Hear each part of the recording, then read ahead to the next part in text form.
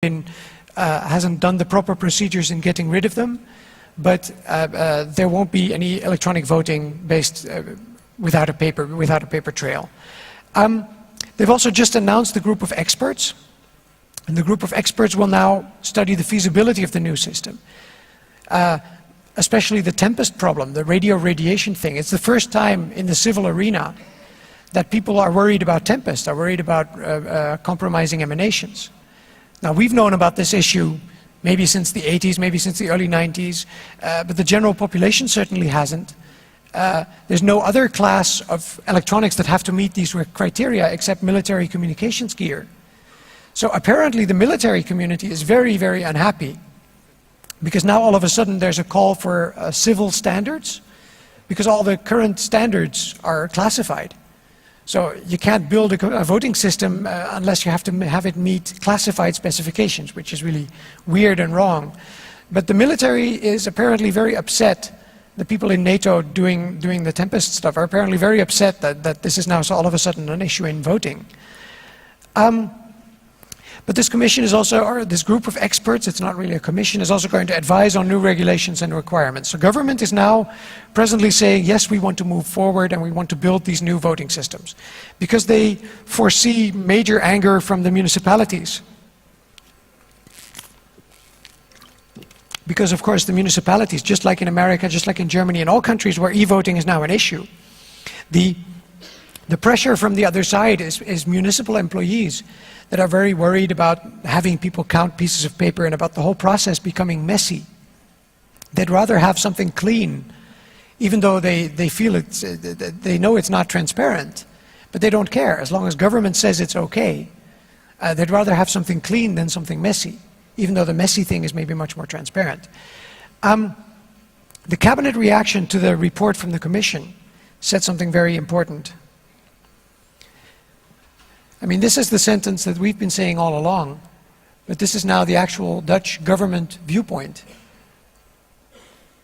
Everything about the election must be understandable for everybody. If there are any questions, we must be able to answer them. No more secret parts, no more hidden software, closed source, proprietary systems. This is now, I mean, we still have to see how it all plays out. We still have to see what develops in Holland, because the plan by the Commission had some very edgy components.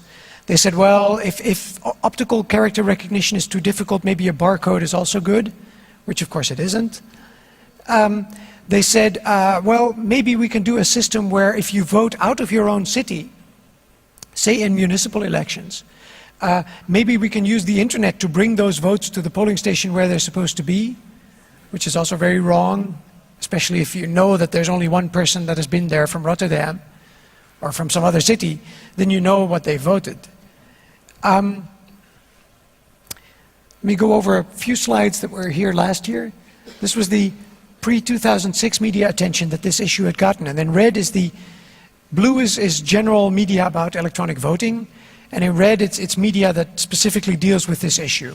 And as you can see, the big red thing there is Ireland in 2004, and Ireland decided not to use the NADAP machines that they had just bought. They basically bought 10,000 of these machines and then decided to never use them after studying them and finding them insecure. 6 mentions per year since '98, which is when people first started thinking about these issues. And then in 2006 in Holland, we had 520 mentions of the issues over the year. Of course, the most were in October when this SDU new vote computer was decertified and when we announced our look, you can change the software. And then this is a new slide. This is this year. As you can see, the issue still hasn't died. 674 mentions. September is after the report. And in July, those general e-voting references are the fire at NADAP. So they were just about the fire, just mentioning e-voting without talking about the issues. I'll go into some future events this year. Of course, we have the appeal in London that I already talked about, which is the last chance for the government to get the guy that they feel voted 180 times for himself to get him convicted. I heard the district attorney in that case speak, And it was very important. It was very interesting because the prosecutor said it was in at a seminar, and he basically said, well, after we started researching this, the case for abolishment became very clear, pretty much immediately. So they were already very convinced that this was not good very early on. Then, end of this next month, there's the discussion in Parliament about this new system and about whether we want it. At which point, the Dutch Parliament is going to say, yes, please, Secretary of State, go ahead and build these new systems. Probably because they haven't had time to figure out that it's really hard, or they haven't had time to screw up. The one thing you don't have to help the Dutch government with is screwing up large IT projects. They can do that all by themselves. Then, of course, also this year there's the Bundesverfassungsgericht. Very, very important decision they're going to be making first part of this year about whether voting machines in their current form mix with the German Constitution. That's important the world over. Please all cross your fingers, twiddle your thumbs that they're going to just do away with them. Then sometime in May, the Secretary of State is going to decide whether or not she's going to put money aside to build these new machines. It's also a humongously expensive project. Figures currently circulating are in the 100 million euro range to get a country of 16 million people on electronic voting again. And we've already calculated that that's the amount of money that you could get a significant portion of all Dutch school children, one laptop per child, laptops for.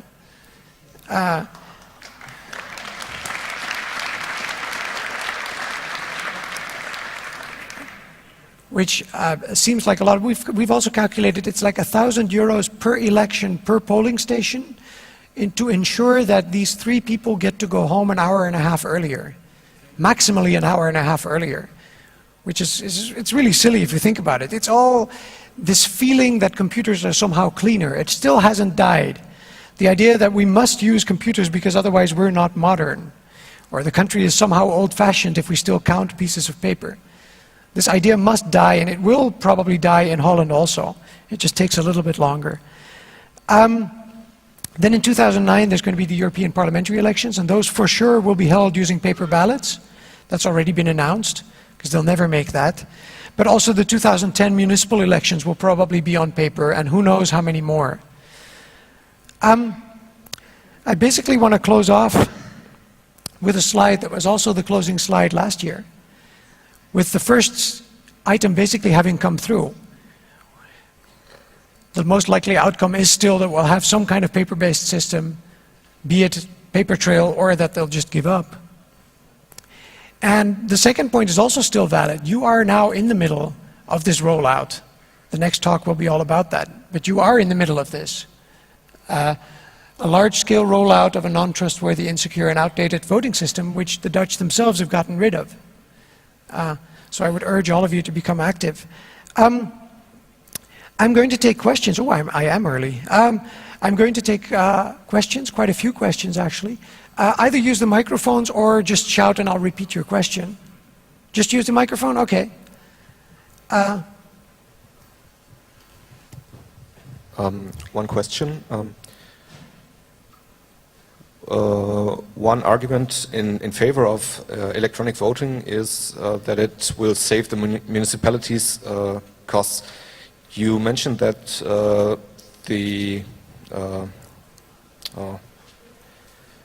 estimated costs for the new to be built voting system will be around 100 million euros. Mm-hmm. So has anyone ever compiled the costs that voting costs now, doing it on paper, compared to what it would cost to do it on the electronic way?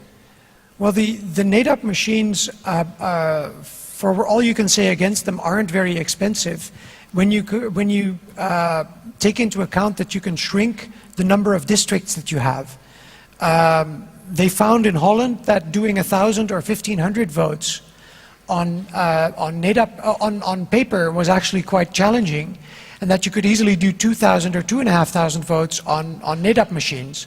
So the speed of people voting goes up. But of course, what that has meant is that small villages that are spread out over a large area where people live far outside the village actually have fewer polling stations, so people have to travel further to get to the polling station. So that's actually making the elections less accessible.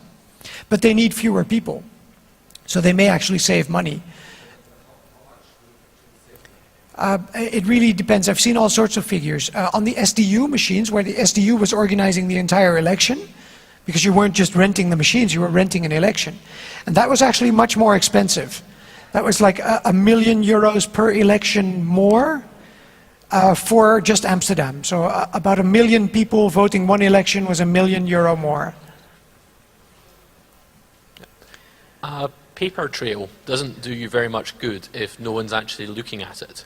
Yes. Has there been any proposals, in addition to the new scheme for printing out ballots, are they actually going to manually count a sample? How big will that be? Do they know? There's a new election legislation in the works, and that's actually a reason to be very worried, because this new election legislation is set to give much more control over the election to government instead of to independent bodies, which is really, you want control over direct control over the election to be moved away from present government a little bit. But in terms of, we don't know what the legislation is going to be. They say that there's going to be the possibility of recounts. They say there's going to be recounts if there's problems or suspected problems, but nobody has yet defined how you define suspected problems. If that means that if you stay under the threshold, you'll just get away with it, or if enough people scream, you'll get it recounted. Nobody knows what those thresholds will be. Because in Holland, just like in Germany, you don't know beforehand what the critical number of votes for one coalition versus the other are. So it's not like in a two-party system where you can just define if the election results are closer than so many percent, you can start recounting a larger percentage of the ballots. But instead you have to basically consider every vote close, or equally close at least. So we never know, we don't know what comes out of that, or we don't know whether these paper ballots will ever be looked at. Which is why I think a system where 10,000 or 40,000 people count election results is actually a very nicely distributed system, which is much more trustworthy than any system where you count after the fact or where you recount the vote. Because it's much harder to think of an infrastructure that would be needed to subvert that. Any other questions? Oh, please, I'm done 10 minutes early. Come on.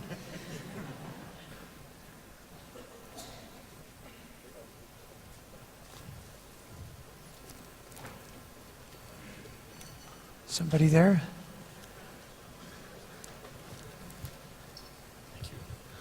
I may not quite understand how the political system in Germany and in the Netherlands work, but how is it possible that if a country completely defies such a intransparent system, how can another government accept it without real control, without checking, without an audit or something?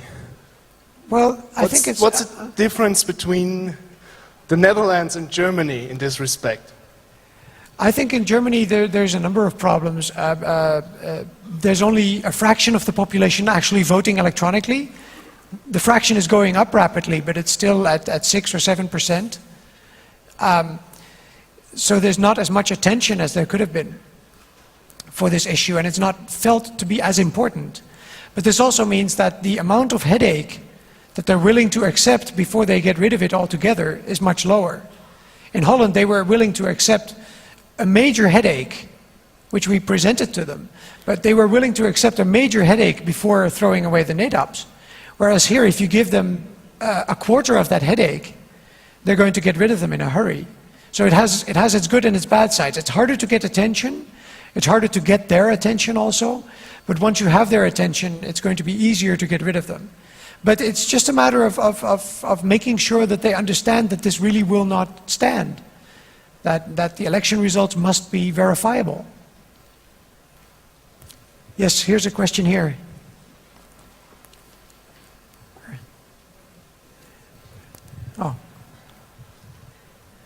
Um,